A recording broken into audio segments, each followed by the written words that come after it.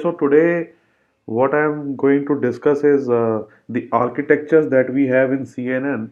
Maybe you realized or not, because that part was left. So I decided to, cover that part today in this lecture. So this will be, this particular lecture will have a lot of content. So I will be a bit fast, so that I can cover all that topics which we have in CNN architectures.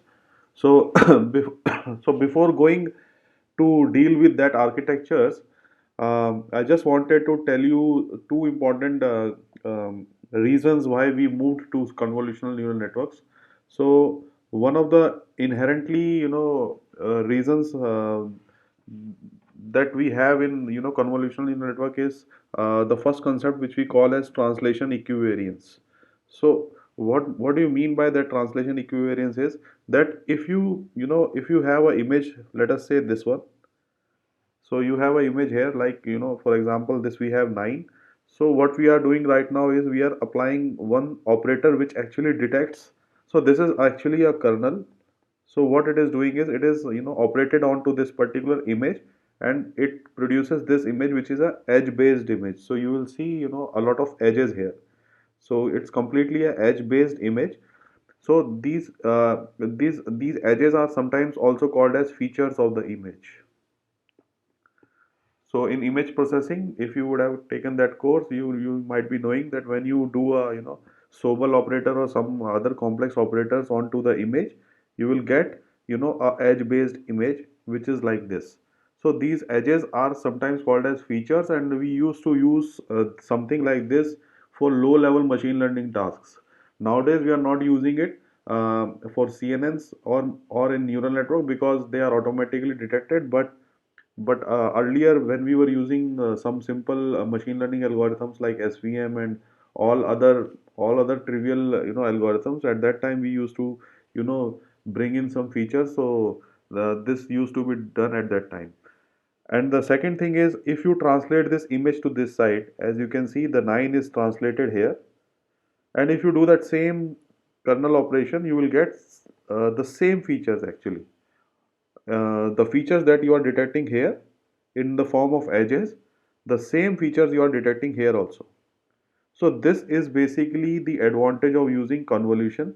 And since you know that convolution is used in CNNs, so basically CNNs are translation equivariance. By saying translation equivariance means that same features will be detected irrespective of the translation. So whether you are keeping your 9 here or you move 9 this side, the features that you are getting from this image or this image are nearly same. So that's why we call that translation equivariance. So convolutional neural network is helping us in achieving that. So this is the first advantage that we have when we see convolutions. And this is showing you a simple output of a matrix that you normally see in MATLAB or in Python when you do this type of simulation. So when you so what we are showing here is a small box of some pixel values. So these are some pixel values for 9. So some one of the for example, we have this 9, right? So some portion of it I am taking here, some portion of it, and we are representing it through these numerical numbers, just to show you that how it works. So when this particular image, which is the complete image represented in this fashion, is basically convolved with this particular filter, which is right now not the edge filter but it's an average filter. But still, our main intention is to show that whether the convolution is actually irrespective of translation equivariance or not. So that filter doesn't care too much in that. So when you get this result here, you will get this pixel values, as you can see here. But now when you translated the image 9 to other side, then you will see that the the the, the area of interest for the particular 9 that we were actually targeting is moved to this side because of the translation invariance. So as you can see, the box which had earlier these numbers are shifted to this because we have translated the image. And then if we perform that same thing, you are getting these values here. But one thing to note, the 183 value which is over here is the same as the 183 value which is here. And other values are also same. 268, It is 268.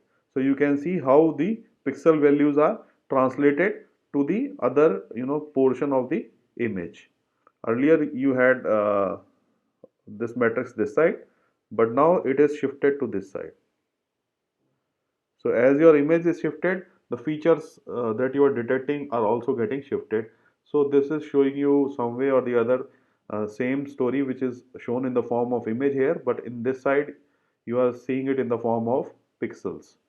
So convolution is basically translation equivariance. Another important thing, as you know, in convolutional networks we are using pooling. So pooling also comes with some advantage, and the advantage is its translation invariance. Please note, earlier was translation equivariance, this one is translation invariance. So translation equivariance was in terms of features, translation invariance is in terms of the pixel values. So if you have this image 9 here, and if you write down the pixel values, some way or the other you will have some features that are detecting 180 here and 40 20 this side, right? So what happens is when you translate this image to this side a bit, so please note the translation in pooling, the translation distance has to be very small. It cannot be too high. So if you can check also, like when you translate the image to a very long distance, then CNN will fail to predict the pixels. Like when you will feed one, and when you will feed the translated one which is which is translated to a very high value, then your pixel values will then your CNN will detect it as something else. So it gets um, it's not immune to translation invariance too much. So here we are translating the image with a very small value. So when you do that, here you can see it's translated to a 1 pixel to the right. And when you do the maximum pooling, so what you observe here is that this 180 is getting detected. So this particular pixel values are getting detected here and here also. So this is important. So max pooling, when you do max pooling, it's some way or the other is helping in getting the translation invariance feature in the data set. But please note that the translation invariance cannot be the translation of the pixels cannot be too high. It has to be some way or the other um, in between, like very small, like 1 or 2 pixels onto the right or left. But when you go 3 4 5 pixels to the right, you can check yourself also that CNN will not able to detect this. So these are the advantages of convolution and pooling. So after this, what I want to show is, I want to show you this progress of CNN architectures. This slide is normally available on internet also. You can, I have taken from there only. So what happens is there is a ImageNet data challenge. So this is basically showing you the progress of various CNN architectures as the time progressed. So as you can see in the earlier part, when during the 2010 and 2011, the top 5% accuracy that these particular algorithms were generating, and you were using only shallow networks which were not involving any you know this was involving simple neural networks. So in that case, the accuracy, top 5% accuracy was very high. But as you progressed further down the line, you can see that in 2010, 2011, 12, AlexNet was introduced. So then you can see how the top 5% accuracy went down. And as you progressed further, you can see with the introduction of VGG, GoogleNet, and ResNet, the accuracy is completely top 5% accuracy started decreasing here. So this is very important, and you can see for each of the architectures the layers that you have here are also increasing. The layers in the architecture are also getting increasing day by day as the architecture is becoming more complex. So today in our lecture, what we will do is we will discuss AlexNet, we will discuss VGG, we will discuss GoogleNet and ResNet. So these are the 4 architectures that we will discuss, and I will be a bit faster here due to the time constraints. And so let's start with the introduction with AlexNet. So AlexNet is nothing but it's a combination of convolution max pooling operations. So by now I think you will be all comfortable in calculating the values of all these um, boxes that we have here. Let us say this one or this one. So this you can, I think you can do yourself also the calculations for getting these results, because they are simple exercise also for you, as we have already discussed in our earlier lectures, like how to calculate these values of the boxes. So the important thing is, here we have a RGB image that we are taking, and the convolution operation is performed in this way. Here this particular convolution filter, that the filters that we are using for this convolution, what we have is, we are using a stride of 4, and we are using 96 filters of size 11 cross 11. And after that we are doing a max pooling operation, where the max pooling operation has a filter size of 3 cross 3 but stride of 2. So this is very important here to be discussed, which I will tell you also in our coming slide. This is actually overlapping max pooling operation. Normally, when you do max pooling, the strides and the filter size value is the same. So when you do like for example 2 cross 2 max pool, then the stride will also be 2 normally at that time. But here in this case, when you are using a filter of size 3 cross 3, your stride is less than that. So this is also called as overlapping max pooling. So AlexNet is the architecture which actually uses overlapping max pooling as one of the key ingredients for this particular uh, architecture. So the next part of this is all same. You can also calculate yourself also. It's a convolution operation, and it's the same convolution operation that they are performing here.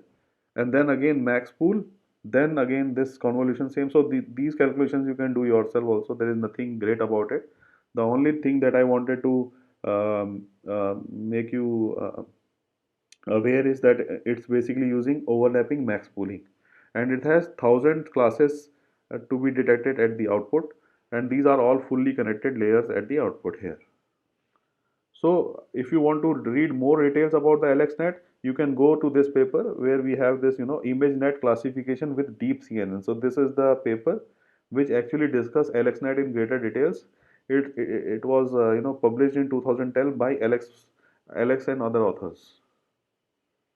So let us see what are the important features that we have in AlexNet which makes it, very good at that time in 2012. So the features that were used in AlexNet, which was the first time they were using, was ReLU. This was the first thing that they have, used in AlexNet. The second thing that they have used is dropout. The third thing that they have used at that time, which was the first time I guess, was using multiple GPUs in deep learning.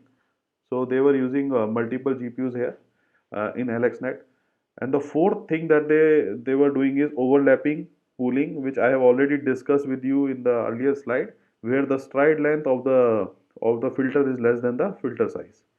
So this type of concept is what we call as overlapping pooling. And what they are saying in the paper is that overlapping pooling actually reduces the overfitting in the network, and the test error rates are also gone down.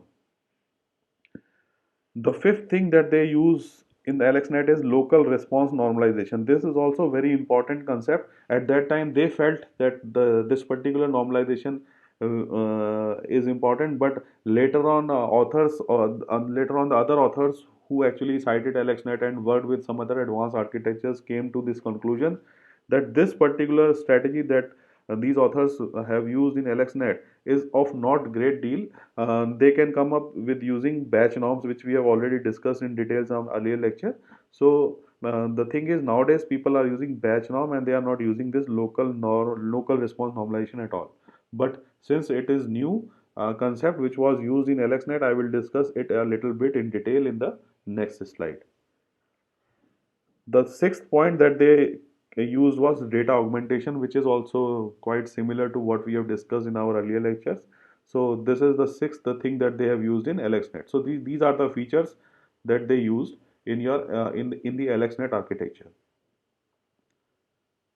So as far as the local response normalization is concerned, it is nothing but if you have, if you have a cubicle, if you have this tensor, let us say it's of size 28 cross 28 cross 192, let us say, for example, or you can say 1 2 3 4 5 6 7.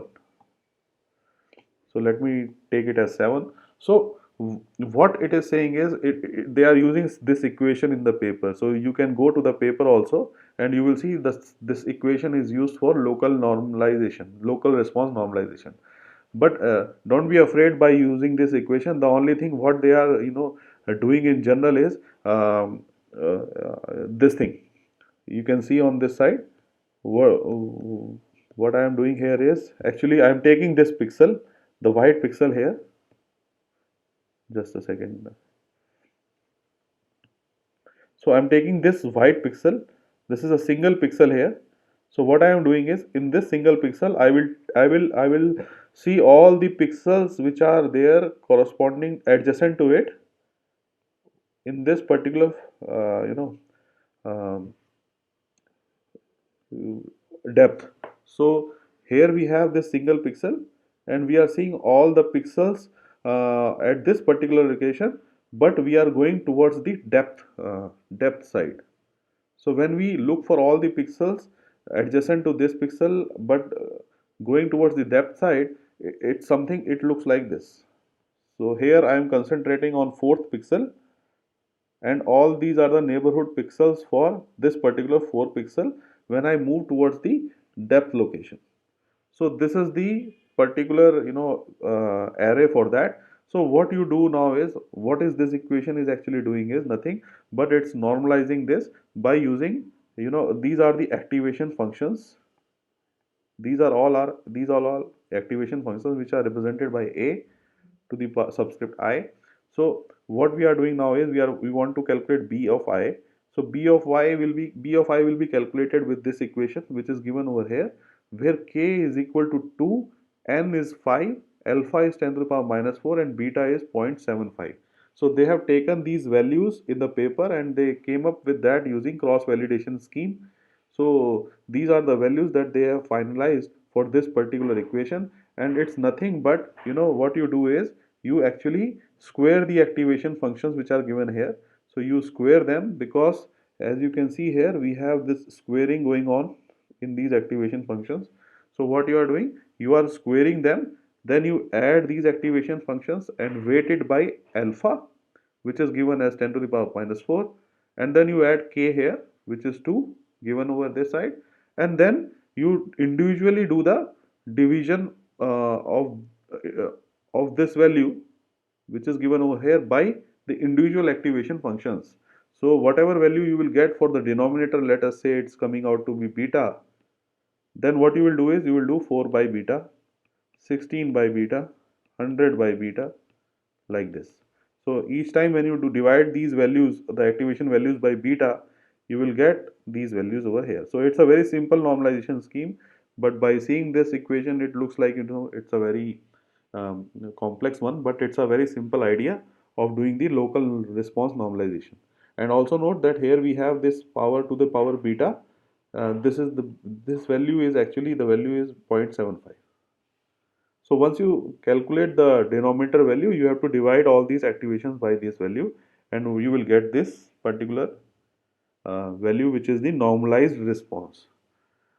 So nowadays people are not using it, as I have told you earlier also. People are using batch norm to the greater extent. So this is just for your, for the information that AlexNet actually uses this. So this is local response normalization.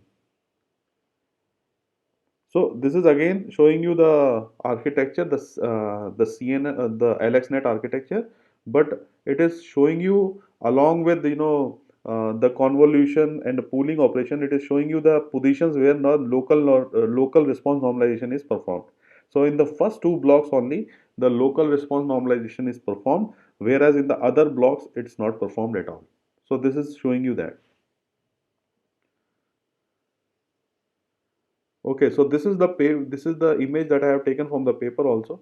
So what it is showing you is like a complete architecture of AlexNet, but I have listed out some important points here which we will discuss at a high level overview so that you can be comfortable with the image that we are having here. So the important thing is we have 8 trainable layers. So it's important to know that we have 8 trainable layers here. So this is 1, 2, 3, 4, 5, 6, 7. So we have 8 trainable layers here, and in these 8 trainable layers, what we do is we are doing the training of the parameters W and B, the weights and the biases that we have in the convolutional layer. So these 8 trainable layers will be used in during these will be trained during the back propagation. The second important thing that we have is the ReLU activation. The ReLU activation that we are using here in this particular architecture is used for all the layers except the output layer where the softmax is used. This is quite obvious. Here we have the output layer which we are use for which we are using for classifying 100,000 classes. So where here we will be using the softmax, whereas in the other layers we will be using ReLU. Local response normalization is basically used after the convolution layer C1 and C2 only, and it's before the activation. So this is we have already discussed here, the local response normalization block will be used in C1 and C2, and it's not used in other blocks. So this is the third point. The fourth point is overlapping max pooling operation that we have already discussed is used after layer C1, C2 and C5. So you can see here the max pooling layer is used here, which is C1 and C2, and after C5. So this is also important. It's not used in these layers, the ones which we have here and here, that is C3 and C4. So this is the important point to be discussed. And then the dropout is used after layers F1 and F2. So you can see that these fully connected layers F1 and F2 will have these dropouts involved. So there is no dropout in between. It will be only in the fully connected layers. And the next point is that the network is basically using two GPUs. The splitting of this is done in two parts which are actually communicating with each other partially. So the communication between the GPUs are happening at 3 points. One is C3, F1 and F2.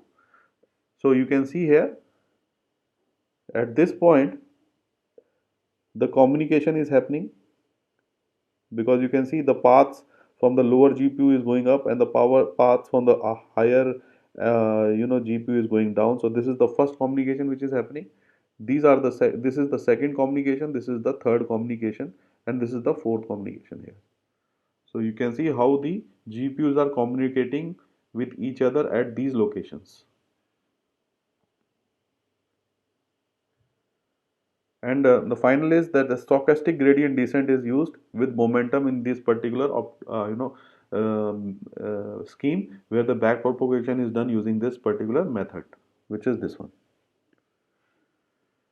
Okay, so this finishes off with the AlexNet architecture. The second architecture that we have is VGG network. So VGG net, if you have any questions regarding the AlexNet, please let me know so that I can answer it.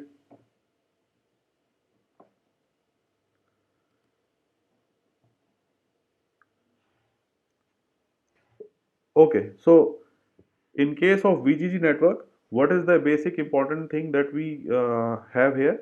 It's basically called as a better version or a simplified version of AlexNet.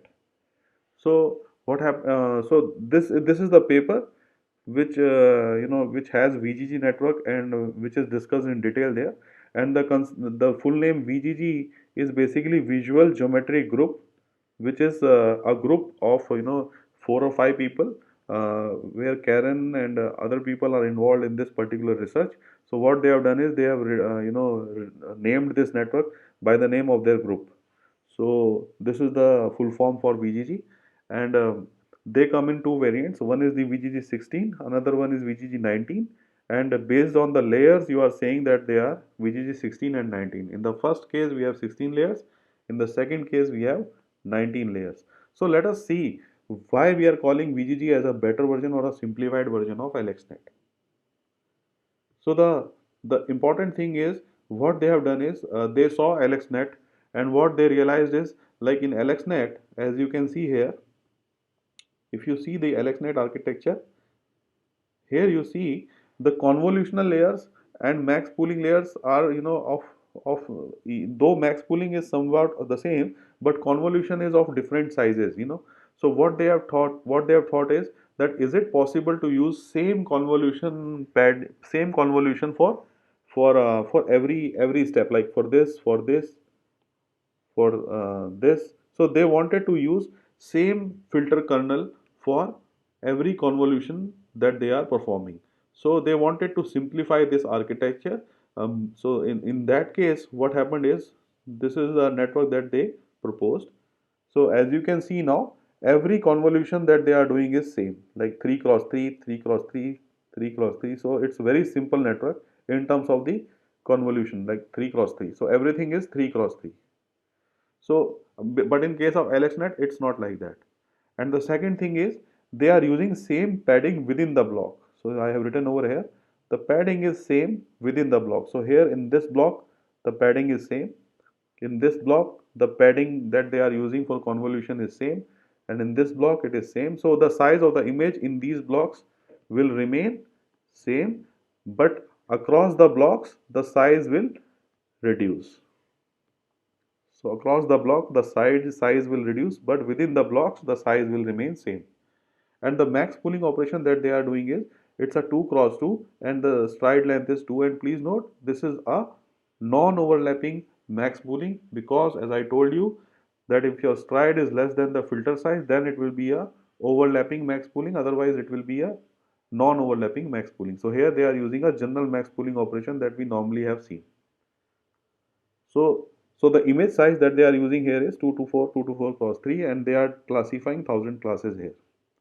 So this is the basic um, um, architecture of VGGNet, and the only intention that they had is to make it simpler compared to the AlexNet by using same convolutional filter size throughout the architecture.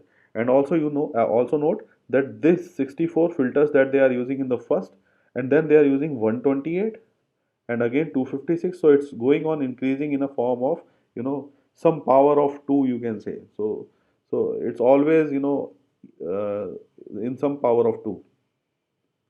So this is also important observation here in case of VGGNet.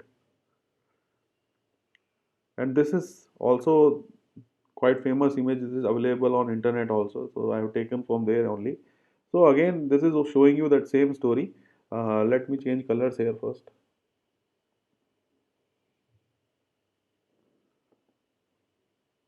So it's also showing you that same story, that how within the block, as I told you, within the block, the size of the image will remain same.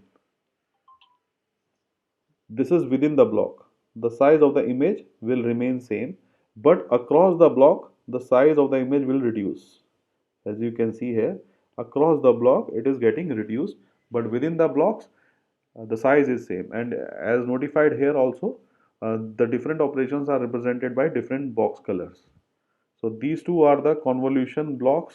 This is convolution 1, this is convolution 2, then this is the max pooling, then convolution 3 and 4 of one block, and then again max pooling, and then again you have convolution blocks. So this is showing you a pictorial representation of that. So this is VGG network. Okay, so the next thing that I want to discuss is GoogleNet, which we have, I think most of you must be knowing all these architectures. So this GoogleNet is also called as Inception Net. So let us see what is the motivation why we want to understand, GoogleNet and why it came actually. So the motivation behind that is, before going here, this is the paper from which this GoogleNet came. So you can look into this paper also if you want to understand more details about it. I am just going over a high level overview of what GoogleNet is. So the motivation that the authors um, found for this particular problem is, like, you have two images. Let us say you have an image on the left side, and again you have a same image on the right side, but the only difference that you see here is the size of the parrot is getting decreased here. Here the size of the parrot is big because you are actually clicking the photo from very close point, whereas in this case you are clicking the photo from a very far away point. Then the size of the parrot or the object that you are actually interested in is very small. So what is the idea that they came up with? The idea that they came up with is that the earlier architectures that people are using are having fixed convolutional size window. So they are using, let us say, 3 cross 3. This type of window they are using, and it is fixed throughout. In case of VGGNet, you saw that all the filters are of size 3 cross 3. So the problem is here in this particular case, the object that you are actually interested in is of a bigger dimension. So it might need a let me draw this. So it might need a bigger box like this. Whereas in this case, on the right side, the object is small, then it might be the case, then it can be encapsulated in a very small box. So as you can see, uh, both these boxes are of different size. But if you use a box of same size, then it might be the case that this particular picture will not be covered in that box. And similarly, if you have a smaller box, if you have a larger box, then what will happen is in this particular case you will have other information also coming along with the subject of interest. So this thing actually motivated the scientists who proposed this inception net is to come up with the windows which are of different size. Because of seeing these type of problems, they came up with the idea that let's you know uh, come up with the windows which are of different size so that it can cater both these problems which are here and here. So when you use windows of different size in convolution, then you can cater with these two problems, and the subject of interest can be fit in any one of the windows. So this is the main motivation of using GoogleNet. So let us discuss what is that. So once we know why they, what was the problem and how they, and now we will see what are the steps that they have taken to address this problem. So the the only way that this problem can be solved is this architecture that they came up with. So let us say you have this particular image block which is of size 28 cross 28 cross 192. So, as I told you that these guys are using different filter sizes. So that filter sizes that I was discussing is this. Like they are using a 3 cross 3 filter size, which is same as used in VGG, and a 5 cross 5 filter size also. So they are using right now two different filter sizes to cater the problem of uh, different object sizes. So that's why what they have done is they are using multiple kernels. So right now they are using 3 cross 3 and 5 cross 5. Again they are using one more, which is a 1 cross 1 filter. We will see why this 1 cross 1 filter is used and what are the advantages of it. By now you must be knowing that if you convolve a cuboid which is a 28 cross 28 cross 192 by a 1 cross 1 filter, then it will be doing nothing but scaling this cuboid by a constant value of alpha, and that alpha is the pixel value of this 1 cross 1 filter.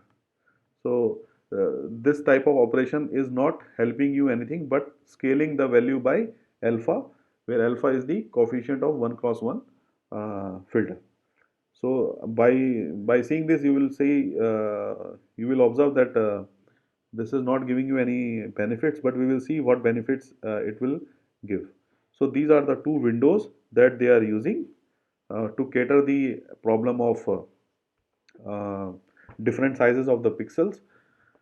And the third and the fourth thing that they are using is max pool operation. And in max pool, they are using a 3 cross 3 window size, and they are using a padding of same. This is very important. I will discuss this.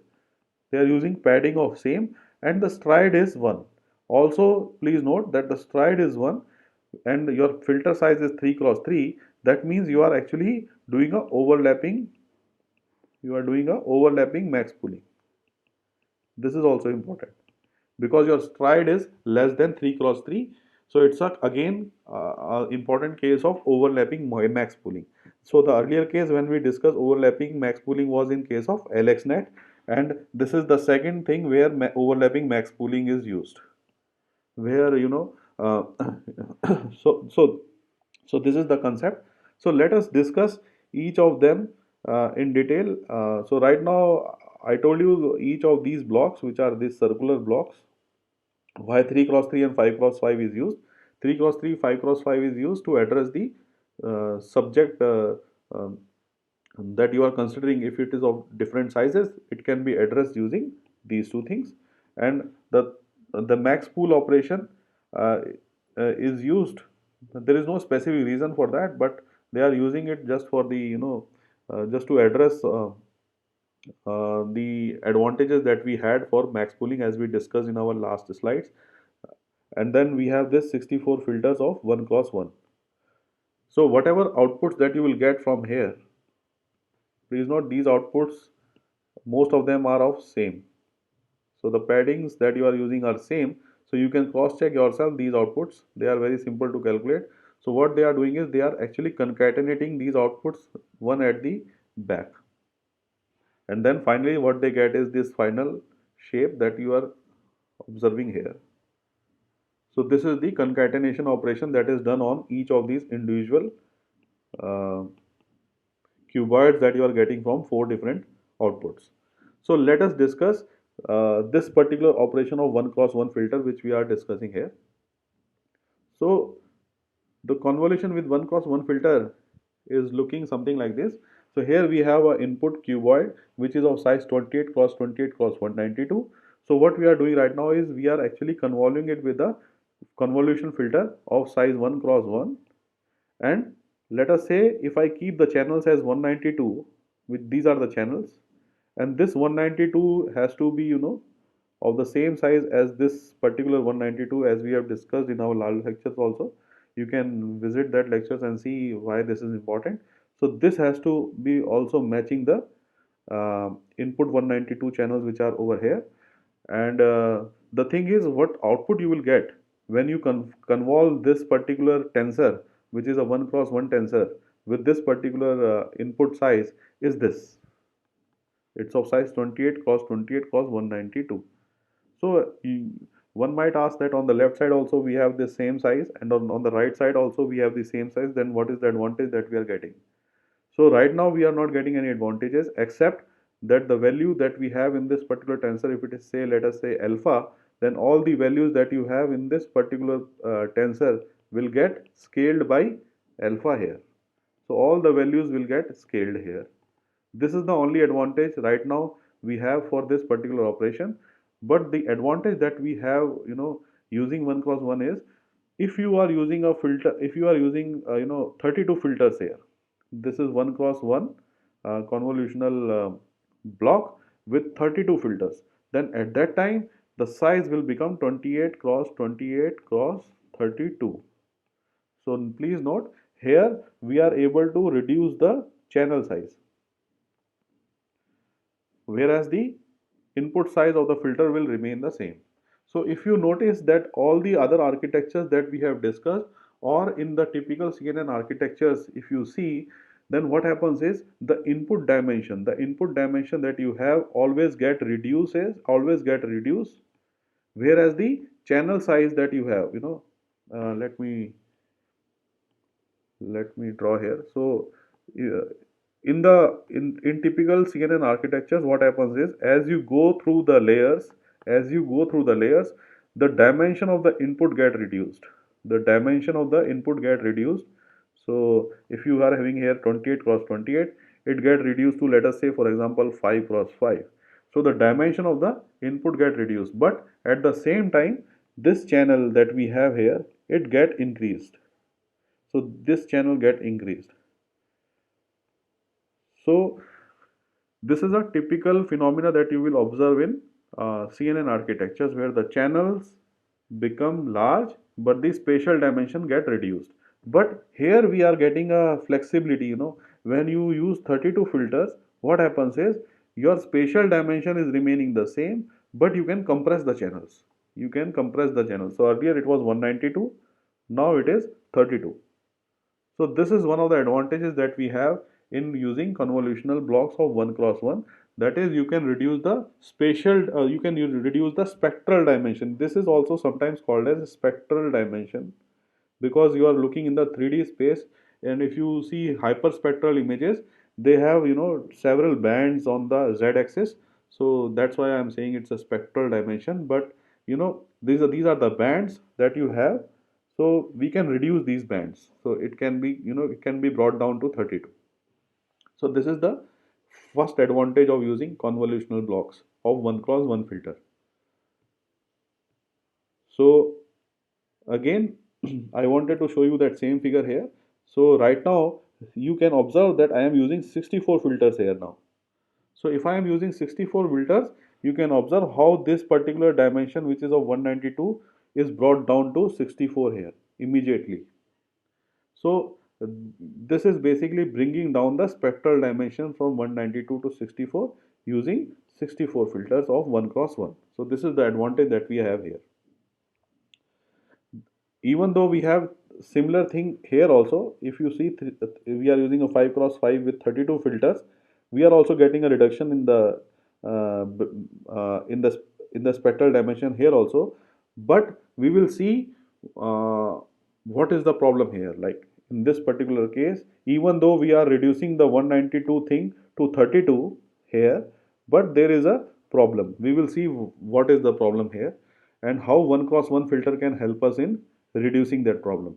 Though we are getting a reduction in dimension from 192 to 32, but we will see how to address that problem, which we will be discussing in our next slide. And this is the max pooling operation that I was discussing earlier also. So it's a overlapping pooling.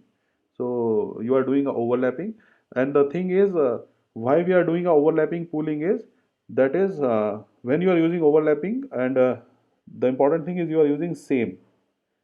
So same is basically trying to make the input dimension same as the input dimension that you have here. So here you have a 28 cross 28. So when you do a same operation, it's giving you a 28 cross 28. And this is quite unusual, because in max pooling, normally the padding that we use is 0. This is a typical observation that we have. When you do max pooling, there is no padding. By saying there is no padding means you are doing valid convolution. So in max pooling, we are not doing same convolution, you know, but this is the first point here where we are using same convolution. And the advantage of using same convolution as per compared to the valid convolution is that if you have a pixel here, so I'll show you that advantage. So if you have an image here, and if you do zero padding, then what will happen is your kernel will start sliding from this side. So this is first position, and then and the second thing is your kernel will go to this position, and then it will go to this position.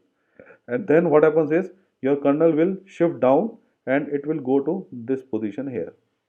So what happens is this particular pixel is actually contributing only one time, whereas the other if you are whereas using other filters, the contribution of all the other pixels which are there in the image will be contributing more than one time.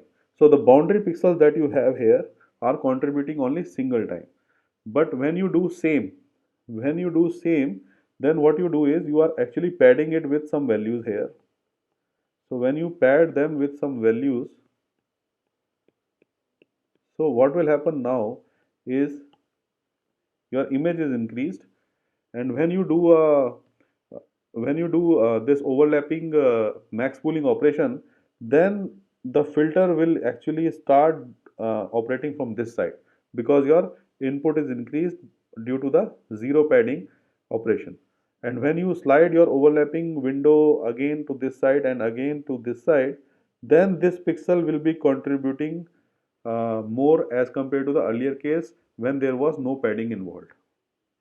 So this is one of the important things, that is, you are using same to get contributions from the boundary pixel. So if anybody has any doubts regarding this, he can ask me regarding this explanation. So So this is actually a same operation that we do in max pool, and the advantage is this, which I have discussed here. So any doubts on to this explanation? If anyone has, please let me know.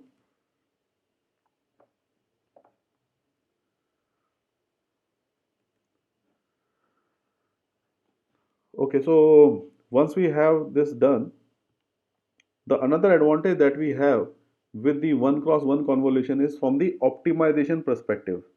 As you know that this particular architecture was proposed by Google, and the Google is always focusing on optimization of the search engines and all the other aspects also. So they thought that what is the advantage that we have for one cross one convolution.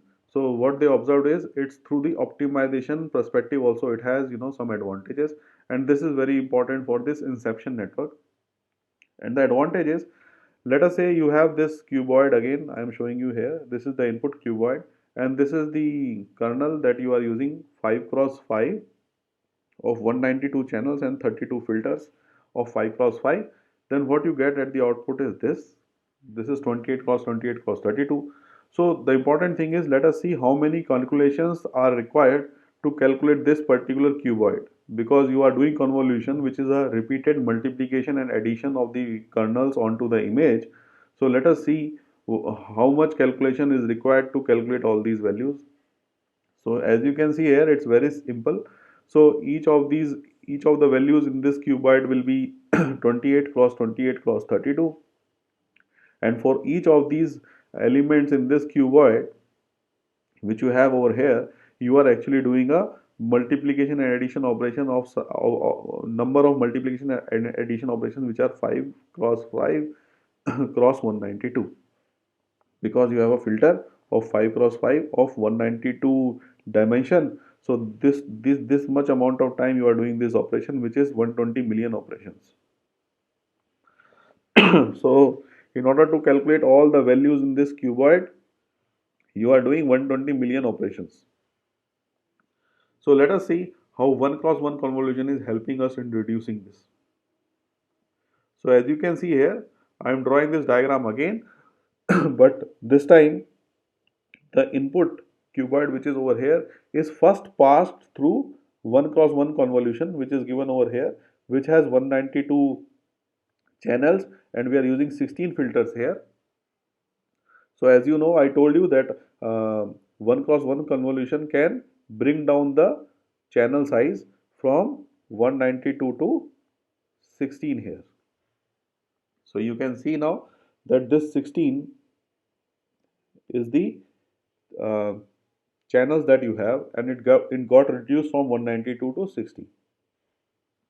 So now what you do is, once you have this cuboid available, when you operated 1 cross 1 onto the input, you got this cuboid, and now you do again a convolution here of size 5 cross 5, and then 16 is coming because you have this same channel here, and now you are using 32 filters.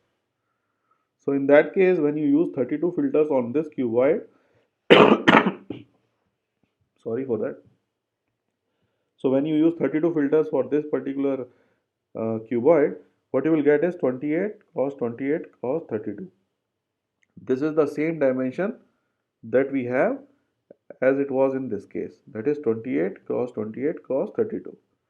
So let us see how many operations are required in order to calculate all the values that are there in this particular cuboid. So it's again very simple.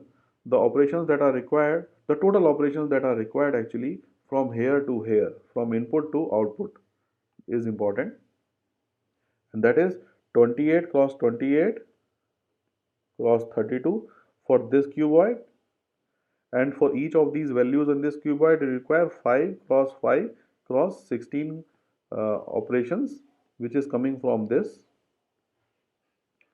and for this cuboid you have 28 cross 28 cross 16, and for each of these elements in this 28 cross 28 cross 16 you are actually doing this much operations, that is 1 cross 1 cross 192, which is this one. So when you add these two together, you are getting 12.4 million operations. So this is 12.4 million operations, this is 120 million operations. So it clearly says that if you use 1 cross 1 convolution in between, if you use 1 cross 1 convolution in between the two uh, operations, then definitely it will speed up the process. And this is also called as bottleneck. And why we are calling it as bottleneck? Because first of all, your channels from 192 are getting reduced to 16, and then from 16 it is going up to 32. So that's why, it's a bottleneck, because from 192 it is going to 16 first, like the autoencoders, and then it is going to 32. Though in autoencoders we have the same size as that of the input, but here this is why we are calling it as bottleneck. So this is the advantage of using 1 cross 1 filters in optimization, getting optimization speed, getting faster speed, sorry. So how to reduce this computational burden of this particular architecture, which we have already shown earlier? So we can do this, we can reduce the computational burden, because this is the original net, original inception module that we have already discussed. So in order to reduce the computational burden, what we do is we add this particular, highlighted boxes which I am showing here. So this one, and this one. So as I had discussed this particular path with you already, because the example that I had taken here, the the example, just a second, it got hanged, I guess.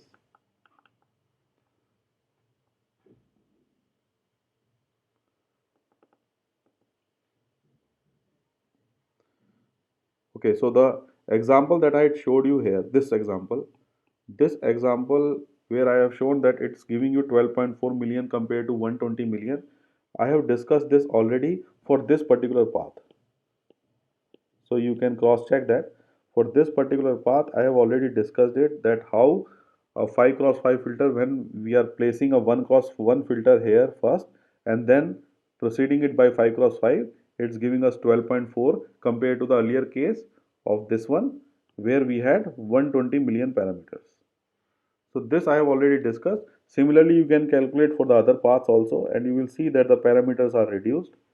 And this is there is no point in putting a 1 cross 1 before 1 cross 1 here. So that's why we have 1 cross 1 filter only. Here in this case, as you know, that max pooling operation which is done over here is giving you the same size, it's giving you the same size what you have here.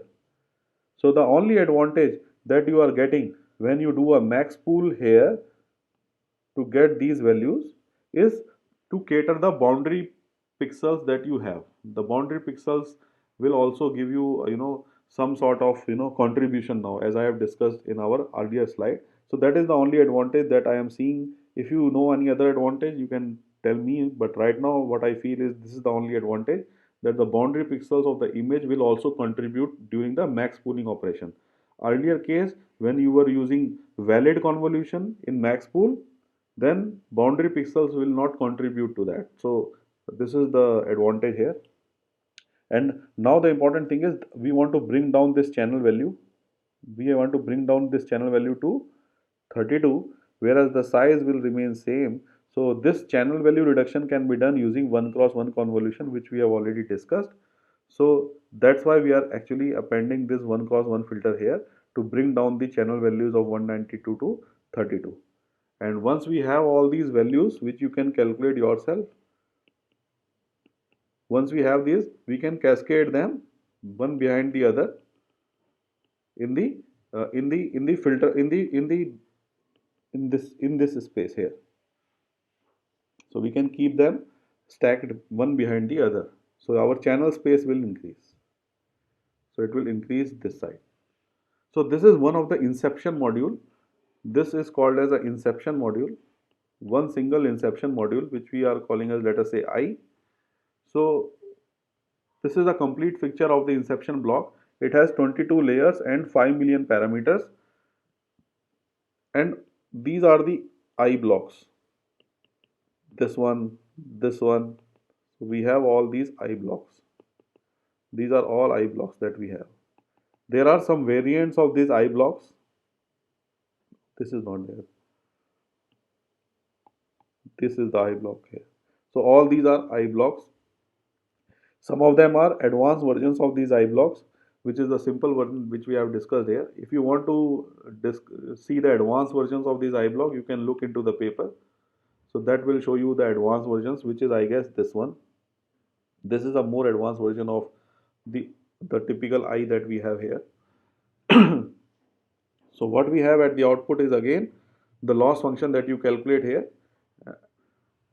So this is the loss function that we have at the output this side.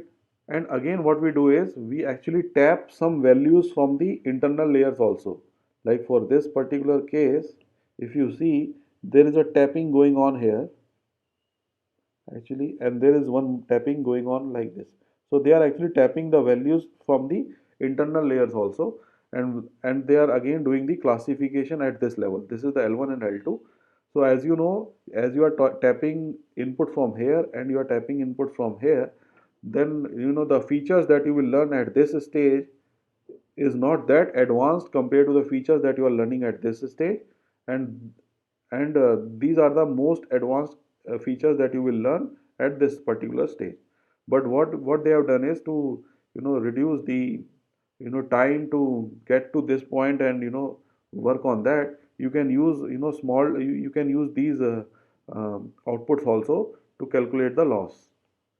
So this is basically the complete loss function that you have for a for this particular inception module, where LRE is the loss function at the output, and then they are scaling it by zero point 0.3 with the loss function that they are getting for L1, and then zero point 0.3 with the loss function that they are getting for L2.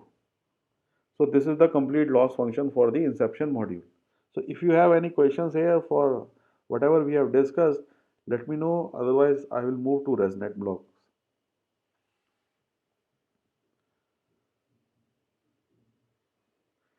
Okay, so let's move to ResNets. So ResNets are again, it was published in CVPR, which is in 2016. It's one of the important conferences in the area of machine learning and image processing. So this is the paper. You can refer to it if you want to go in more details. So so what is the motivation behind ResNet? This is the image that I have taken from ResNet paper.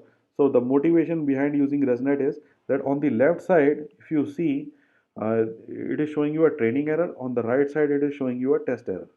So the motivation behind the ResNet is that when you use 20 layers here, you know that you will get some training error. But the important thing is what they have observed, that if you go this is particularly, for example, let us say we are using VGGNet here. If you are using VGGNet, so what they observed is that for the 20 layers in VGGNet, they are getting this particular error, and when they are increasing the layer to 56, the error is getting increased. So this actually shocked the authors, that why this is the problem, because everybody knows as you increase the layers, the training error must decrease and it should not increase. And similar observations that they have seen for case of testing error also, that is for 20 layers the testing error is this, and for 56 layers the testing error is increased. So clearly this is not the case of overfitting also. One might say that it's a overfitting, but it's not overfitting, because both the training and the testing errors are increasing. It's in overfitting, the training error decreases whereas the testing error increases, where in this case both of them are increasing. So it doesn't fall in either of the cases of low bias, or or overfitting, or some other problems. So what they observed is this is the situation, and they thought, what is the reason behind it? We want training error as well as the testing error to be small if we are using more number of layers. But they observed here that if you use more layers, your both the errors are increasing. So this actually shocked the authors, and then they tried to find out what can be done in order to reduce this problem. So what they have done in order to do that is they came up with this architecture which is shown over here, which is the typical architecture that you will find in so many blogs as well as in, you know, in the paper itself. So what it says is, I have drawn it here just to simplify this particular architecture which is given in the paper. So this is actually the weight layer that you have here is basically a combination of convolution and ReLU operation. And this weight layer is again a convolution and a ReLU operation. Uh, but there is a difference. This is the first weight layer that we have here. This we are calling as W1. So this is W1 here. And in the case of W2, which is this one, what happens is they are splitting the convolution and ReLU, and between that they are actually passing this skip connection which we are calling here. So this is the input that you have X on the left side, and it is passing through this short skip connection because it's a short here. So it's also called as skip connection. So what happens is your signal is passing through this and is added before the ReLU operation. So this is done, and another signal which is going through this, let us say if it produces, you know, X dash, and from this you have X, then the output that you have here is X plus X dash, and then when you apply ReLU operation onto it, then it is ReLU of X plus X dash. So this is a typical ResNet architecture that they proposed, and what they observed is, you know, very good results when they proposed this architecture. So let us go into a little bit detail on this particular architecture here. So I have written some few points in as a observation when we use this particular skip connection over here. So the observations are that if you use L1 and L2 regularizer, you know that when you use loss functions, you use loss functions as, you know, original loss function that you have plus lambda times the regularizer. This we have already discussed so many times also.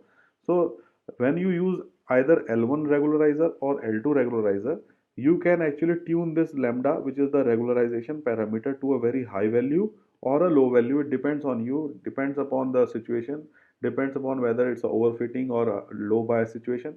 So keeping into that consideration, if you suppose tune this lambda to a value which results in W and B tending towards 0, this is a situation which we have also discussed earlier also, that when you increase lambda to a, when you crank this value to a very high value, it can be a case that the w's and the b's that you have in this convolution block, we have these convolution blocks which have weights and biases. So when you crank this lambda to a very high value, this will force these w's and b's which are there in this convolution block to go to 0 value. It might be the case that when lambda is very high, these w's will be cranked to very 0 value. Then what happens at that point, it will lead to the vanishing gradient problems during the back propagation, because when you have 0 here, this path will be completely gone. This path, the path that I am showing here, this path will be of no use because most of them are of 0 value.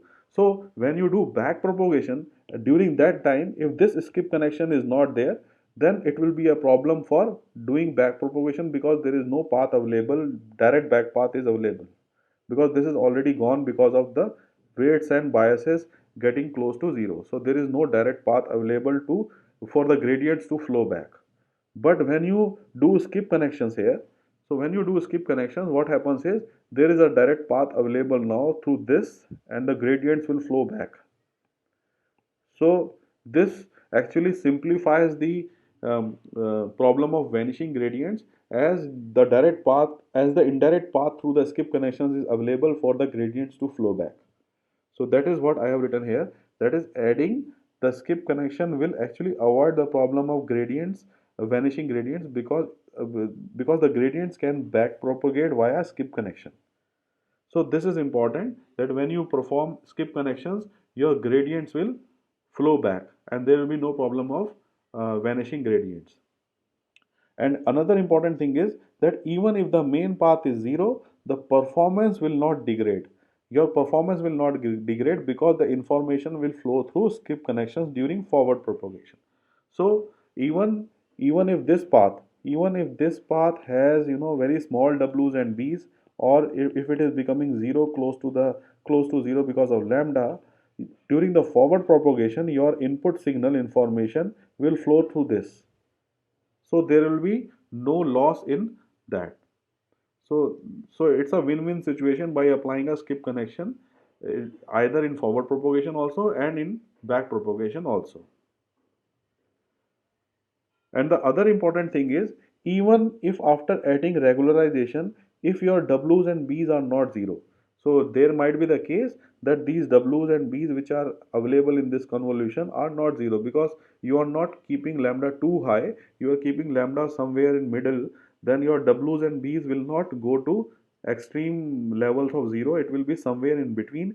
That can also be a situation. If that is the situation, then what will happen is the performance of the ResNet will improve further, because the convolution path that we have will actually add additional information about the input along with the skip connections.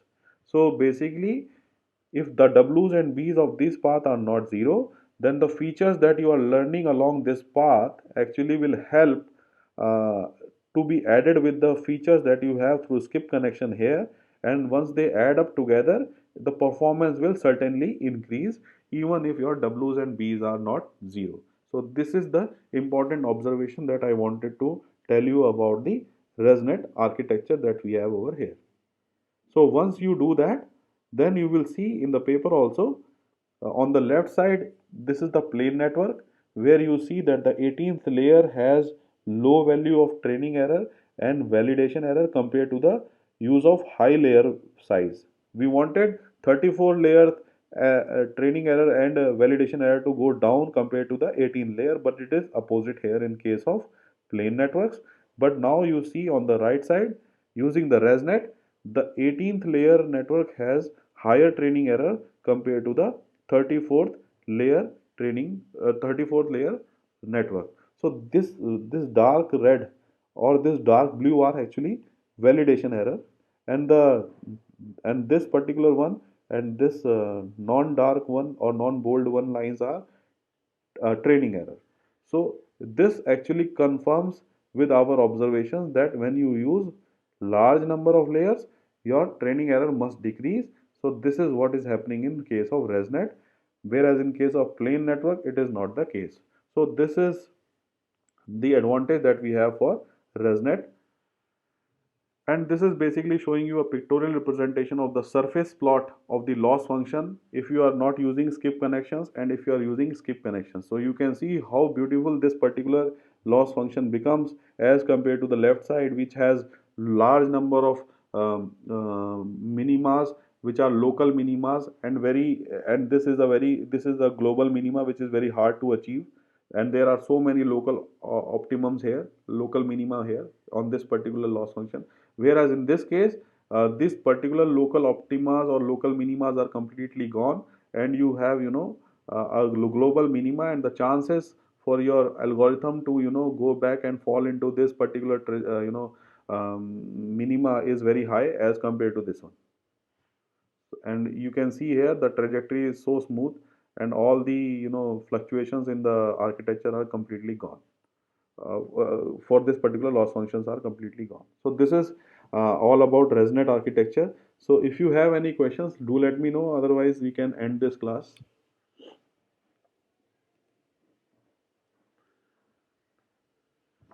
Okay, then next week we will have the presentation. So please be ready with that.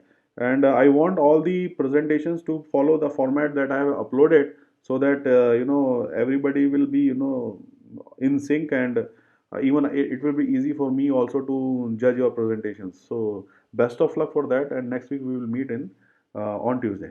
Okay, thank you.